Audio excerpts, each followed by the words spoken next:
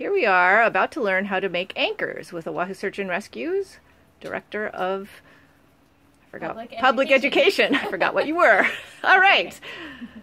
All right, thanks. Yeah, so my name is Becca. I'm the Public Education Director for Oahu Search and Rescue, and I'm going to teach a very quick, down and dirty anchor clinic. You could use years studying anchors, but this is just a very beginning class. There's a very popular term that I'm going to use called serene in order to learn all the important components of building an anchor. So serene is spelled S-E-R-E-N-E, standing for strong, equalized, redundant, efficient, no extensions, N-E. So first we'll start with strong. So anytime you're building an anchor, you need to be aware of all the strengths of all the materials that you're going to put into it, as well as your actual anchor points. For trees, they should be at least 5 inches in diameter, 5 feet high, and alive. If you're using boulders, make sure they're large. On Oahu Search and Rescue, if you're going to use a boulder by itself, it needs to be approximately at least the size of the hood of a car. Otherwise, you need to use multiple points. Most of the time, the standard is 3 anchor points. In certain situations, such as sport climbing, you can get away with 2 anchor points. Occasionally, if you have a very incredibly bomber, size of a car hood boulder, you can get away with 1 anchor point. What happens if you don't have any big trees or rocks or anything? You're going to need to get creative, see if there's a spot that you can anchor on safely.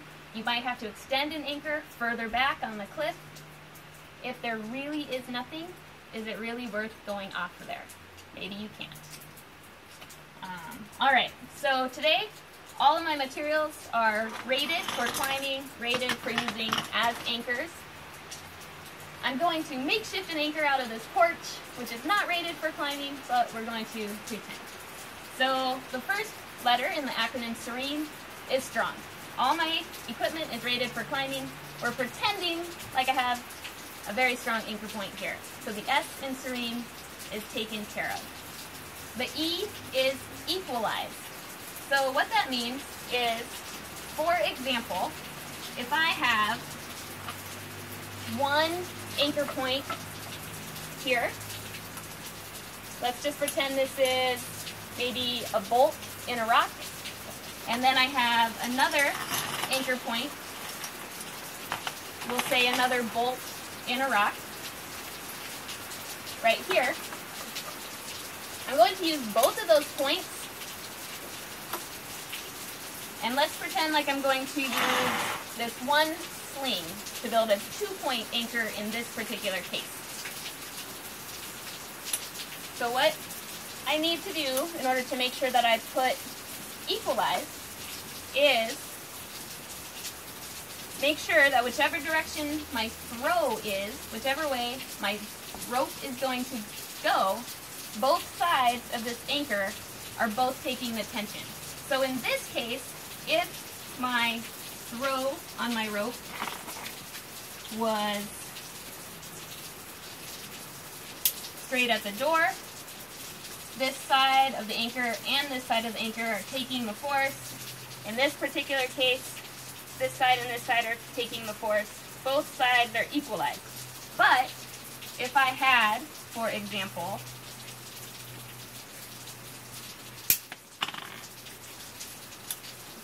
an anchor piece here,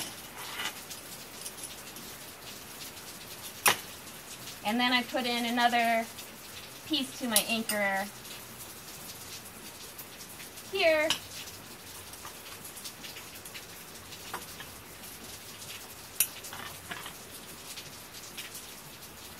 and my throw is the door, they are not equal. This is taking all the force. This, at the moment, does not have any force. So why does that matter? Because it matters because it will split the force between the 2 of them. So instead of one piece having to have full entire load, you want to have the load on both pieces. They want to share the force. Everything is always stronger when shared. So that is why. There's a lot of different ways to deal with that, but in a quick and dirty anchor clinic, that is our E for equalize. I could always tie a knot here. I could tie an equalette like I had first. I could somehow shorten this, but they need to be equalized. Next is R, redundant. So I'm going to go ahead and go back to that equalized anchor that I had before, called an equalette. Now, in the case of what I just built a minute ago, I had one sling, one piece, with a loop in it is how I made that. Why do you have the loop? Because, I'll show you. So with the loop, if, for example, this anchor point failed, this would slide all the way to the end. It'd be a big drop, not so fun, but you wouldn't fall to the ground. You would drop a couple feet. If I tied this, if I put this together, and I did not have a loop, and I put this on the end, and one anchor point fails, this is going to slide all the way off the end, and you are going to splat onto the ground. So it's very important to have the loop. The loop is very important, yes. So in this case, having that loop provides some redundancy for if one anchor fails, but if this piece fails, it's not redundant. So in this case, there's multiple ways to fix that. I could use two different pieces that are the same size for my anchor, and then I would have two pieces that are together redundant. I could set that up in multiple ways. I could put them together like I just did using an equalette with a triangle and a twist. And this way I have two pieces, so if one breaks, I have two. Another way, if I don't have that much equipment, that I could do it, for example, if I was using this one long piece, keeping the tag out of the system at all times, you could tie a knot here.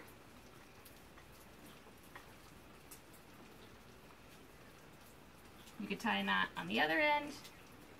You would want to make it, I did this very quickly, you'd want them to be at the same distance away from this anchor. But the point is, when I make my loop here,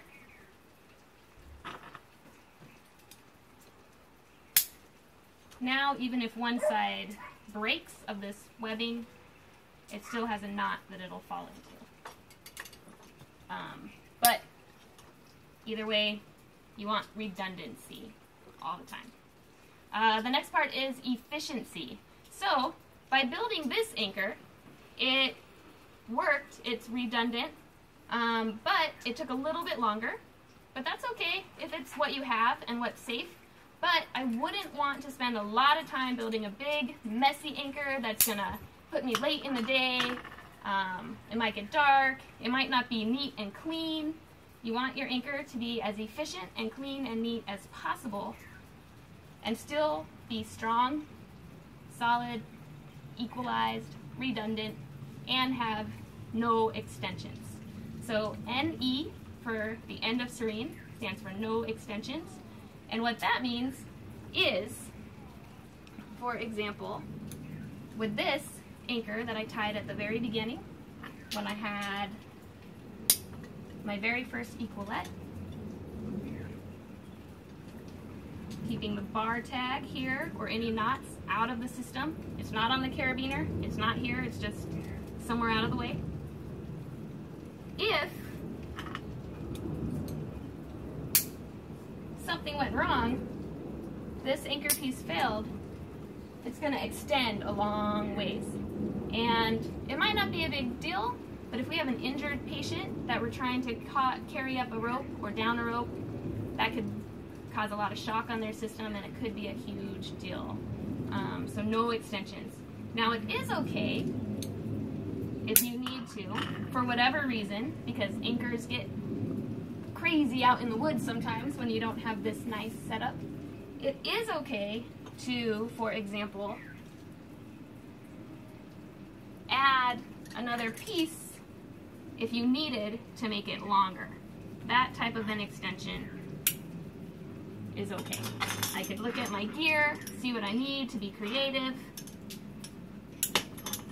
see what I need to make these equalized. If I have a tree that's 2 feet back and I have a rock that's right on the edge, and I could add pieces as long as I keep it as efficient and neat as clean as I can while keeping it strong, equalized, redundant, and no extensions. So I could start playing around with an extension as long as if a piece of it fails, it's not going to shock load and extend far.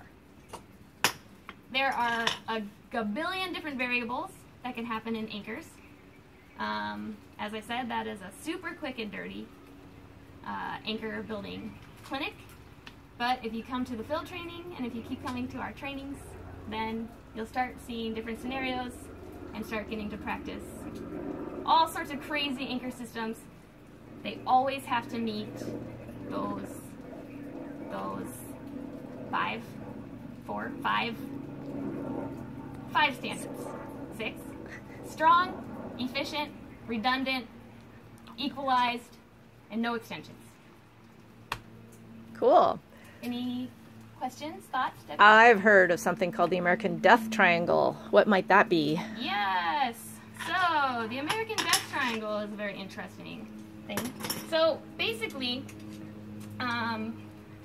if, for example, I made this, so earlier I made this equalette using this one piece of webbing, and it could be better. It's a quick and dirty if all you had was this, but as we saw, it wasn't completely redundant, but it has some redundancy in it. But when I made that, what I did was I put this webbing together, and then I took this, if you remember, all the way down, and I made an X in it, so that if part of the anchor failed, I would still be caught. And that's okay. But what some people have done in the past was they missed one simple step, and they have an anchor like this. And that's an American Death Triangle. And with that, maybe my anchors are very strong. It's equalized. This side and that side are both taking the same amount of weight. But if one anchor fails, there's not, or if one anchor fails, it's okay, but if one piece of this webbing fails, if a cut on the sling were to happen at any place, there is nothing there to catch you. If an anchor piece fails, you'll live, but if this catches on a rock, something happens, and I have had pieces get caught on rocks before where I was very, very glad that I had redundancy. It's just going to break apart, and you are no longer with us in the worst case scenario. Worst case scenario. Great. So practice, practice, practice then. Always practice, practice, practice, and always, always, always keep those criteria in mind. Do you have other people check your anchors if possible? Always, yes. And within our team, we should definitely always have a safety. So for a Wahoo Search and Rescue, whoever makes the anchor, builds the anchor, whether it's a group of people or one person, after they build it, they need to step away and ask for a safety. And that safety is a person who has not been involved in the anchor setup, has not been touching it, not been standing over it, who then comes and makes sure that the anchor is safe. So we should always have a safety who has not been a part of the system in the first place. Great. Well, I'm looking forward to our training. Great. Me too.